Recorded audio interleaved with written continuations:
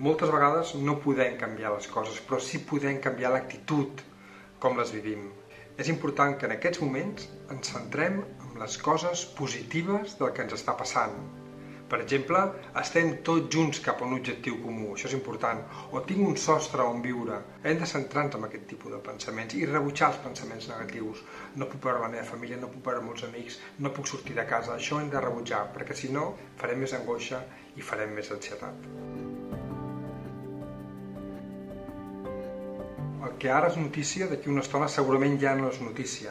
I això el que fa és crear-nos por, indefensió i sobretot ens crea incertesa. És clar que acabarà, això acabarà. I per saber que acabarà només tenim que mirar-nos a miralls propers, a societats properes que han passat pel mateix que nosaltres, com per exemple la xinesa. I si tenim por al contagi, hem de poder utilitzar aquesta informació que tenim. Hem d'utilitzar bé el rentat de mans, hem d'utilitzar bé la distància interpersonal. Si tenim angoixa o tenim ansietat, jo us diria benvinguts al món dels humans. Aquestes emocions són normals, les tenim tots. Hem d'identificar quina és aquesta emoció que tenim darrere de l'angoixa. Què tenim? Tristesa? Què tenim? Por? Què tenim? Ràbia? Busquem les causes, les escrivim. Escrivim perquè tenim aquestes emocions.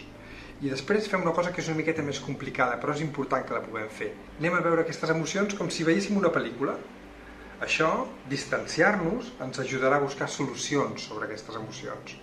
Busquem què podem fer per tenir menys tristesa, per tenir menys por, per tenir menys ràbia, i poseu-ho en marxa. El moment del confinament és un bon moment per treballar amb les nostres emocions. Anem a fer-ho.